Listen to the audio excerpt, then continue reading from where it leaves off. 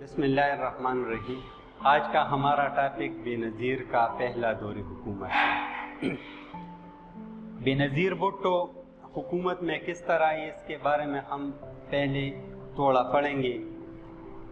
1977 کو ضیاء الحق نے ملک میں مارشل لا نافذ کیا تھا اور سیاسی جماعتوں پر پابندی لگا دی۔ ان سیاسی جماعتوں میں ایک سیاسی جماعت پاکستان پیپل پارٹی تھی اور اس کے سربراہ یعنی ذوالفقار علی بھٹو کو قتل کے الزام میں پھانسی دی گئی۔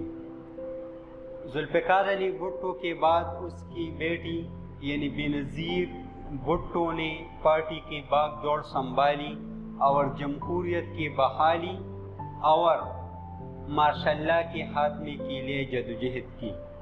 اس جدوجہد میں بے نظیر بھٹو کو کافی مشکلات کا سامنا کرنا پڑا اور ذوالفقار علی بھٹو نے 1984 سے 86 تک بے نظیر کو ملک بدر کیا۔ 1986 میں جنیجو حکومت میں آیا تو اس نے سیاسی جماعتوں کی بحالی کا بل اسمبلی میں پیش کیا۔ اسمبلی نے اسے منظور کیا اور اس طرح ایک بار پھر سیاسی جماعتوں نے اپنی سیاسی سرگرمیاں شروع کی۔ اس کے بعد بے نظیر بھٹو پاکستان تشریف لائی اور اپنی سیاسی سرگرمیوں کا آغاز کیا۔ ذوالفقار علی ضیاء الحق کی وفات کے بعد غلام اسحاق خان نے نومبر 1988 میں عام انتخابات کا انعقاد کیا۔ ان انتخابات میں بے نظیر بھٹو نے بڑھ چڑھ کر حصہ لیا اور بے نظیر کی کوششوں کی وجہ سے پاکستان پیپل پارٹی نے 207 میں سے 94 نشستیں قومی اسمبلی کے حاصل کیے۔ اسی طرح پاکستان پیپل پارٹی حکومت بنانے کی پوزیشن میں آ گئی۔ غلام اسحاق خان نے بے نظیر بھٹو کو وزارت عظمیٰ کے لیے نامزد کیا۔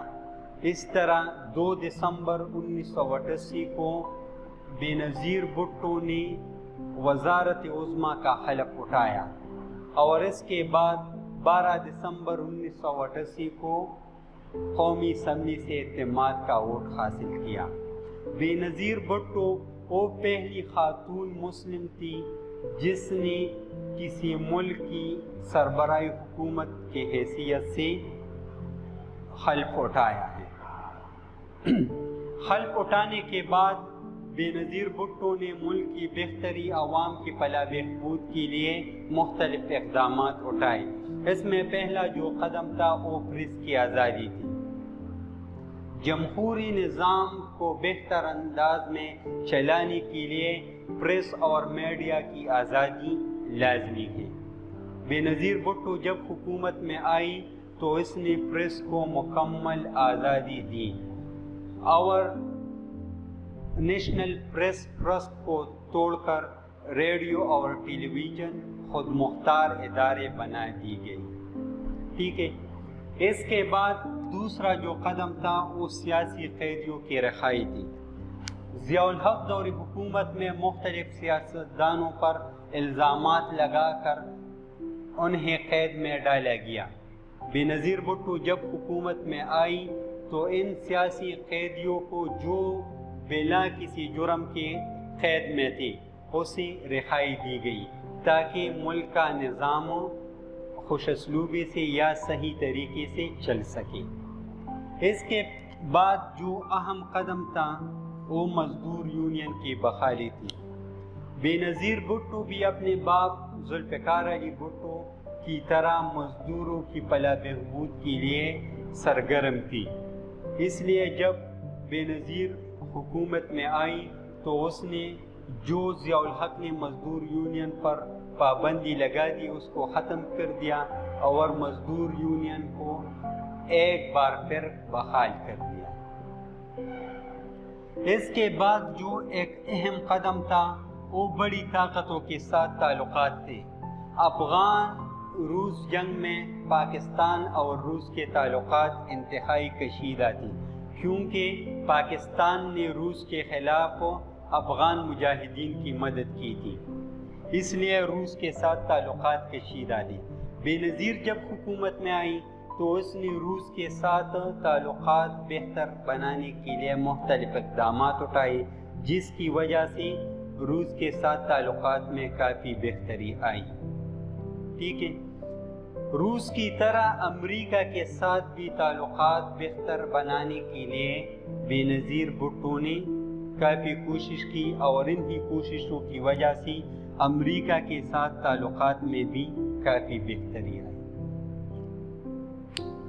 اس کے بعد جو اہم قدم تھا وہ ایٹمی تنصیبات پر حملہ نہ کرنے کا معاہدہ تھا۔ 31 دسمبر 1988 کو سارک کانفرنس پاکستان میں منعقد ہوئی۔ اس سارک کانفرنس میں پاکستان کے وزیر اعظم بینظیر بھٹو اور بھارت کے وزیر اعظم راجیو گاندھی کے درمیان ایک معاہدہ طے پایا، جس کے مطابق دونوں ممالک نے ایک دوسرے کے ایٹمی تنصیبات پر حملہ نہ کرنے کا معاہدہ کیا، جس سے تعلقات میں کافی بہتری آئی۔ اس کے بعد ایک اور معاہدہ ثقافتی معاہدہ تھا۔ اس ثقافتی معاہدے میں دونوں ممالک ثقافتی وقود کے تبادلے اور ٹیکسوں کی ادائیگی کے خاتمے پر اتفاق کیا، تاکہ دونوں ممالک کے درمیان تجارت اور تعلقات میں بہتری آئے۔ اس کے بعد جو ایک اہم قدم تھا وہ پیپل ورکس پروگرام کا آغاز تھا۔ بینظیر بھٹو ایک عوامی حکومت چاہتی تھی، وہ عوام کے فلاح بہبود چاہتی تھی، غریب کے جو مشکلات تھیں اس کو حل کرنا چاہتی تھی۔ اس لیے جب وہ حکومت میں آئی تو 23 اپریل 1989 کو اس نے ایک پروگرام کا آغاز کیا، جسے پیپل ورک پروگرام کا نام دیا گیا۔ اس پروگرام کے تحت غریب عوام کی جو مشکلات تھیں اس کی حل کے لیے مختلف اقدامات اٹھائے، اس کو مختلف مراحت دی تاکہ اس کی جو مشکلات ہیں اس کو حل کیا جائے۔ 1988 میں جو عام انتخابات منعقد ہوئی، ان انتخابات کے نتائج کے مطابق مرکز میں پاکستان پیپل پارٹی نے حکومت قائم کی، جبکہ پنجاب میں اسلامی جمہوری اتحاد نے حکومت بنائی۔ اسلامی جمہوری اتحاد سے اختلافات کی وجہ سے دونوں پارٹیوں کے درمیان محاذ آرائی شروع ہوئی، جس سے امن و امان کی صورتحال بدتر یا ابتر ہو گئی، جس کی وجہ سے ملک کا جو نظام ہے اس میں تعطل پڑا۔ حکومت کا خاتمہ۔ صدر غلام اسحاق نے 6 اگست 1990 کو مختلف الزامات جیسے بدعنوانی، اختیارات کا غلط استعمال، یہ الزامات بینظیر بھٹو پر لگائے کہ اس حکومت نے اختیارات کا غلط استعمال کیا ہے، رشوت لی ہے، بدعنوانی کی ہے، جس کی وجہ سے 6 اگست 1990 کو غلام اسحاق نے 58 ٹوبے کا استعمال کر کے بینظیر بھٹو کی حکومت کا خاتمہ کیا۔ اس طرح بینظیر بھٹو کا دور حکومت جو 1988 میں شروع ہوا تھا اور صرف 20 ماہ بعد غلام اسحاق نے غیر سیاسی انداز میں بینظیر بھٹو کی حکومت کا خاتمہ کیا۔ یہ آج کا ہمارا ٹاپک تھا، بینظیر بھٹو کا پہلا دور۔